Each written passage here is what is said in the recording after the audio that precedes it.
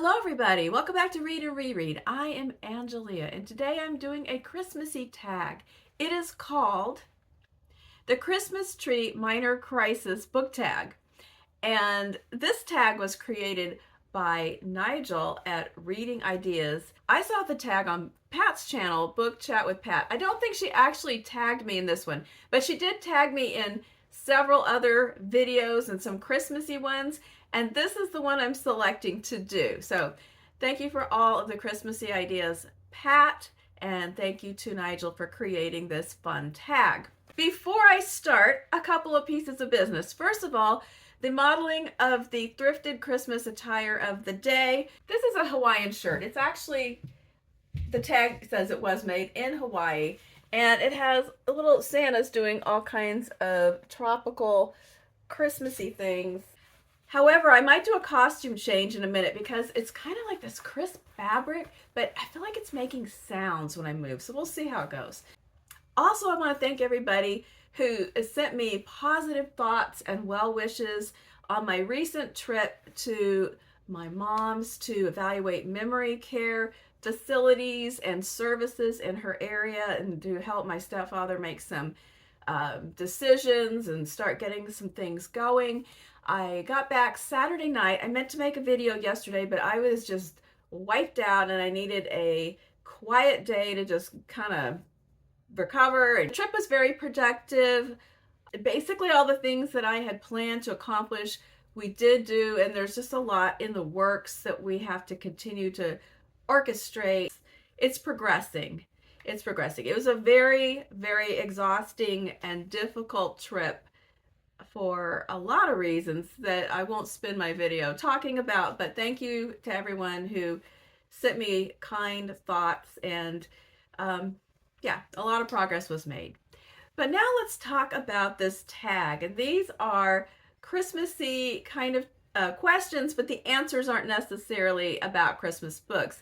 And it's called the Christmas Tree Minor Crisis book tag because it's all about things that might go wrong with your tree, and that segues into a prompt about a book.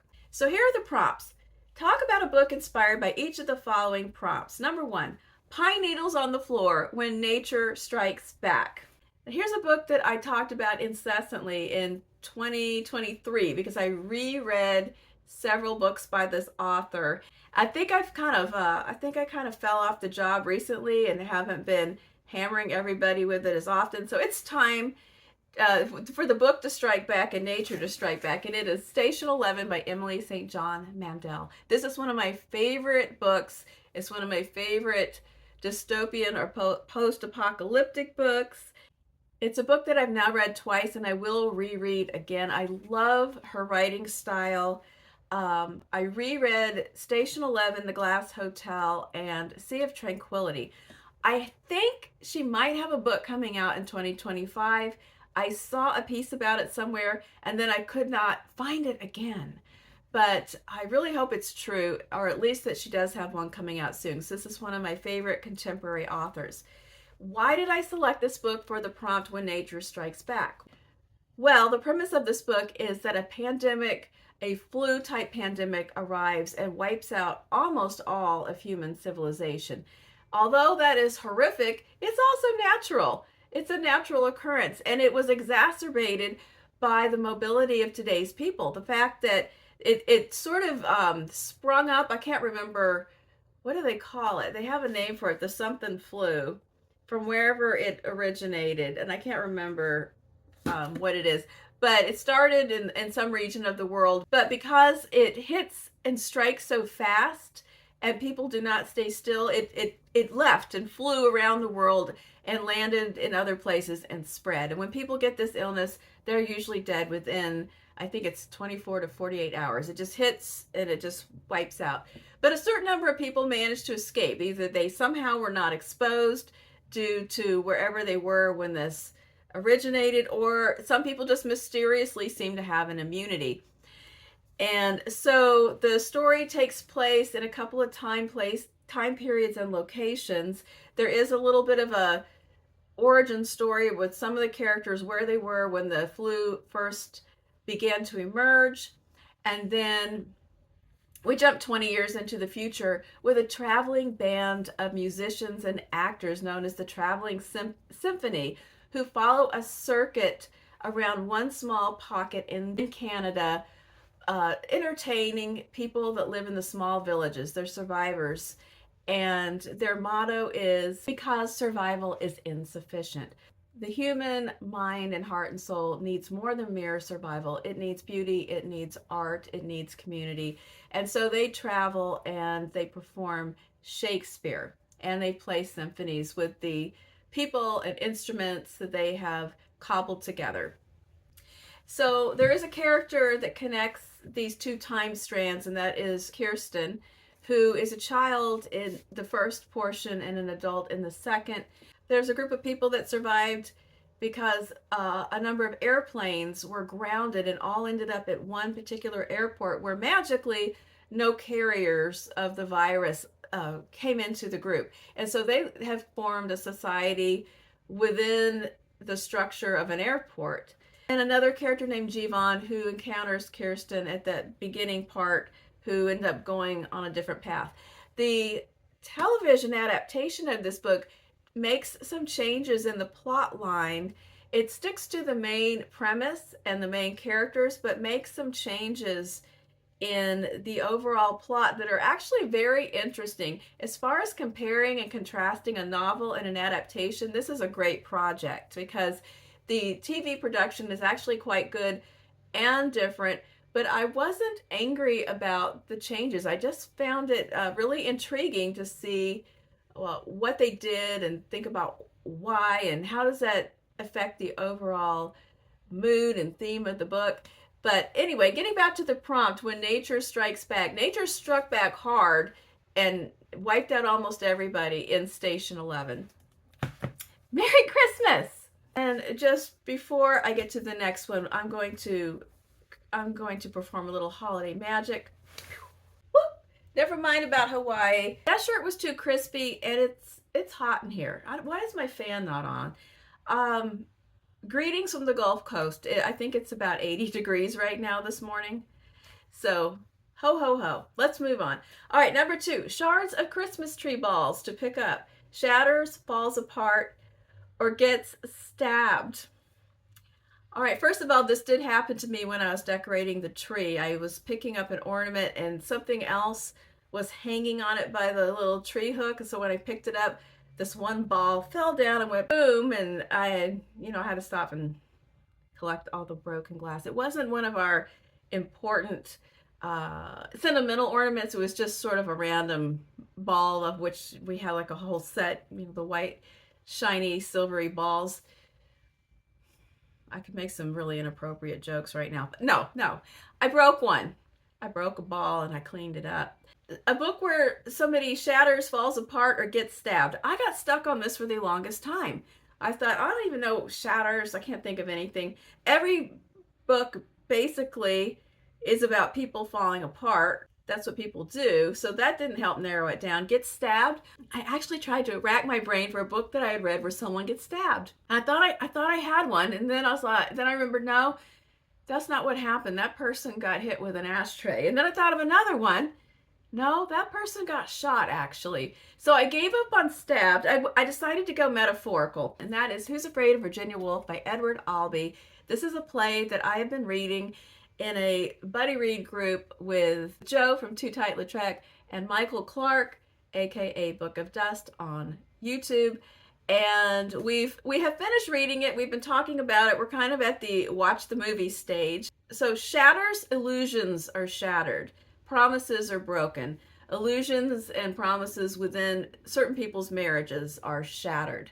Also, everybody pretty much falls apart and pulls it together and falls apart again all throughout this play during a chaotic night of cocktails and toxic exchanges.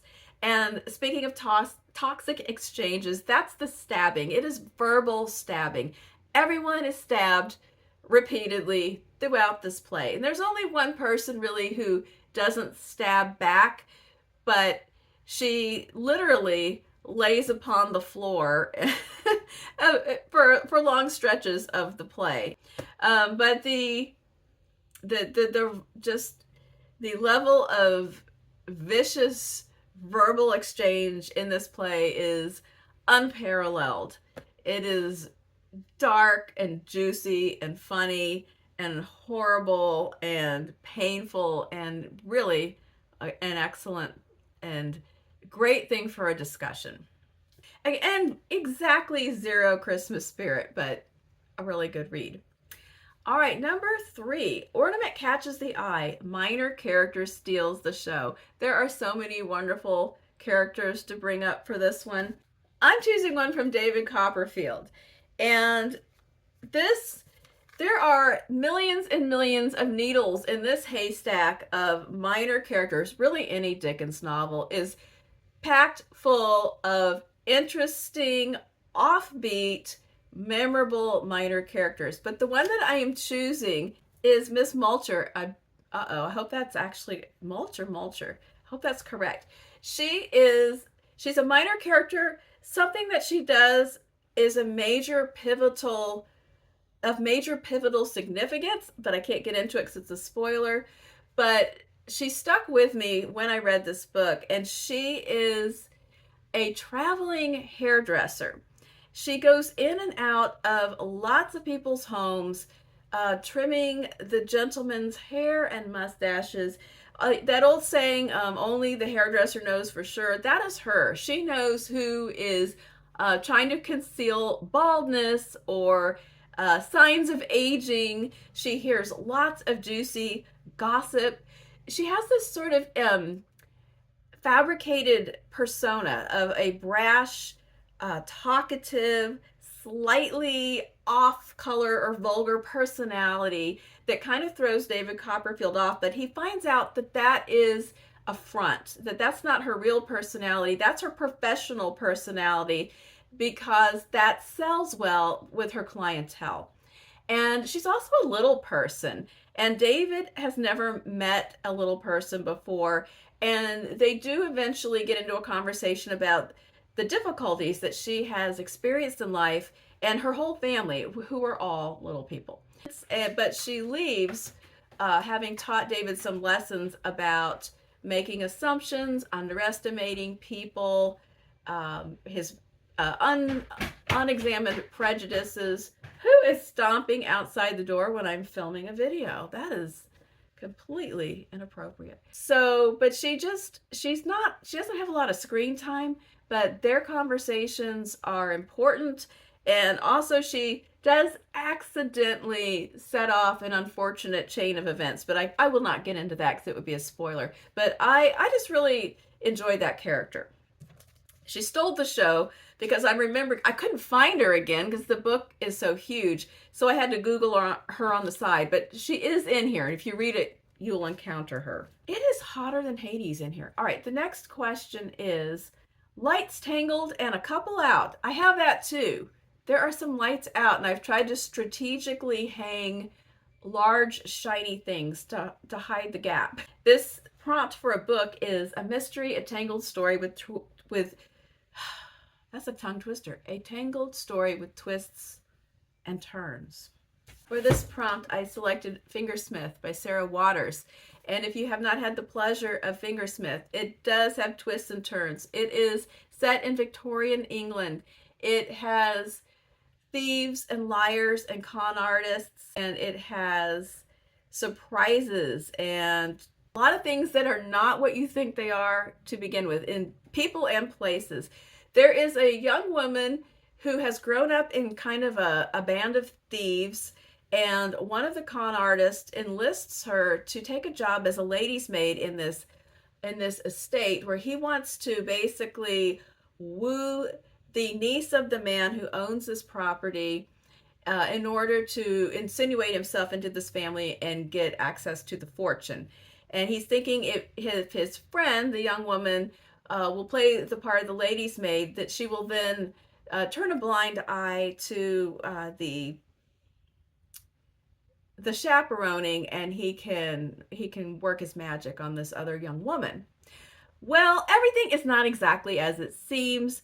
halfway through the book, there's a giant shift of point of view, which is refreshing and enlightening and changes the tempo and what you understood about the plot. So it has many twists and turns and surprises, and it is a rollicking good tale. I've read it twice, and when I did the reread, I pulled it out and I thought, when did this get so long? I don't remember this being a long book, and it didn't feel long the second time either. But I love Sarah Waters. She is, every time I mention her though, I have to complain about how long it's been since her last novel, but this is one of her best ones. Number 5, this prompt seems to have beamed forward out of the Victorian age because it's candle catches tree on fire. Fire burns the place down or is important to the story. So I think it's been a long time since people hung real candles on their tree. And I imagine people used to burn down their homes that way. But so this is the question that really hung me up, because I started to think of all of these novels where there was a fire, an important fire, and I had a bunch of good ideas. I probably thought of 5 right off the top of my head, and they were classics, they were contemporary ones, and then I realized in each and every one, the fire is somewhere near the end of the book and is really climatic. Like, to tell you about the fire or to tell you that the book somehow ends up with a big fire would be a complete spoiler for the entire book. And I'm telling you, there's at least 5 books that, without even trying, popped into my head where that is the case, where there's this boom, and then everything is, there's a giant fire, and it's cathartic or it's disastrous or something, but somehow there's a big old fire. But I can't tell you about it. So instead, alternatively, I walked around in my library here and I pulled out some books where the title suggests fire. No spoilers at all, but something about the title evokes fire. And so I will show those to you very quickly. First of all, we have When You Are Engulfed in Flames by David Sedaris. This is one of his essay collections. It's very funny. And funny story, when I was on a tour of a memory care facility the other day, we were sitting in one of those common rooms, and there was a big built-in bookcase right next to me with there was books and decor and things, and this book was in there, and I saw it up there and I thought, that is a really funny book to be sitting in this memory care place. I don't know, it just struck me as really funny. And When You Are Engulfed in Flames. But it is, I do recommend it. It's funny. I love David Sedaris. Another one with a fire-ish aspect to the title is Angela's Ashes by Frank McCourt. This is his memoir. I have not read this in so many years, but I loved it when I read it. And I've heard enough people discovering it recently and loving it that I think I would love it again. I remember it being just very devastating, wrenchingly sad, and absolutely hilarious in the best Irish way imaginable. But it is Frank McCourt's memoir of his childhood, and he wrote kind of a trilogy of memoirs about his childhood in Ireland and then coming to the United States and becoming a teacher. Also, more explicitly, fire in the title is Fire Exit by Morgan Talty. I read this a month or two ago with Melinda from Web of Stories. We both enjoyed it a lot, and as well as his first book, which was a collection of short stories, interconnected short stories called Night of the Living Rez. So here we have fire in the photo. No, it's not a photo. Fire in the artwork, fire in the title. Is there a fire in the story? I'm not going to tell you. You'll have to read and find out. But I do know the answer. Here's another one with fire in the title and in the picture. It's The Pool of Fire by John Christopher, and this is the 3rd book in the Tripod trilogy. It's a young adult science fiction trilogy that was written in, I guess, the late 60s. I discovered these in elementary school in the 70s, and I loved these. I still love them. I have been rereading these for decades. The premise and a lot of it holds up. The thing that mainly does not hold up is how male-centric it is, how it's pretty sexist. It just is sexist. I think if you can make a movie of this today and easily tweak a few little things and character selections so that girls and women or any gender except male has somehow got included into the storyline. But that's my one argument, is that it's about a bunch of guys trying to save the world um, with other guys. So, but aside from that, it's a really good story. It takes place in the future. Everything has become non-technological and agrarian. Aliens, these big tripods, roam the land, and they control all the humans with this cap that gets embedded into your head when you are 13ish, and then you are kind of docile and content, and you just, farm your land and all this. But a boy discovers that there's a secret society. He's recruited into a secret society of protesters. There's an upstart trying to overthrow the tripod world and the aliens that operate inside of them, and he becomes part of this resistance movement. So it's a really good dystopian adventure saga. Yeah, if we just could change the roster and make it be not all boys, then it would be perfect. The next one is Sweets and Chocolate, a sickly sweet story you can't resist or that you dislike, or a story with sweets and chocolate in it. Well, for that one, we are going straight to Christmas, and a family favorite, The Sweet Smell of Christmas by Patricia Scarry, and the illustrations by J.P. Miller. It's a scratch and sniff book. You might have it at your house too. Little bears getting ready for Christmas, and periodically there's something to scratch and sniff. Here's Bear's apple pie. Can you smell Christmas too? And then you scratch it and smell it. The smell is gone. We had a copy of this, and we scratched and sniffed all the smell out of it when my daughter was little. So we got a second copy, and we wore this one out too. So the story's still good. The smells are gone. I feel like at this point, with our current ages, we probably don't need to buy another one. We'll just have to go with the nostalgia of the story. It's just a simple pleasure, and I like the retro look of the illustrations. There are no twists and turns or dark family revelations here. There's just three bears getting ready for a beautiful Christmas. Number 7, Fallen Angel, a fallen or flawed hero. Well, I'm thinking of a book that does take place during Christmas week and has a flawed hero that I love so much. You know what it's going to be, don't you? If you've ever seen even 2 of my videos before, you know that it's going to be Catcher in the Rye by J.D. Salinger. Holden Caulfield has been kicked out of yet another boarding school, and instead of going home on the correct day that school gets out, he jumps the gun, leaves early, and decides to go on into New York City, where his family lives, a few days early, and just hang out before he has to face the music.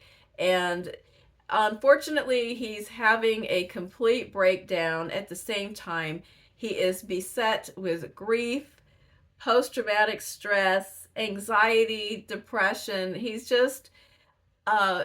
got concerns ranging from fears involving growing up, fears involving the loss of innocence and childhood for himself, for his sister, grief about his brother who has passed away, stress about a really traumatic thing that he witnessed at one of his schools, and just a lot of things troubling his soul. And he travels about the city making many poor decisions, a lot of smoking, a lot of drinking, a lot of truly funny dialogue and insights from Holden, and also just the most cringy immaturity. And he's just a complete mess, and he's my favorite mess in literature.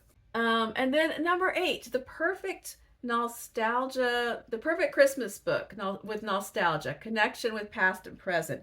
I think I show this book every year, and it is my Christmas book that I got as a 7 or 8-year-old, and it's called Take Joy. I've got it held together with library tape at this point, And it's just an anthology. It has short stories. It has some classic ones like the fir tree. I think this actually does have a tree with candles on it.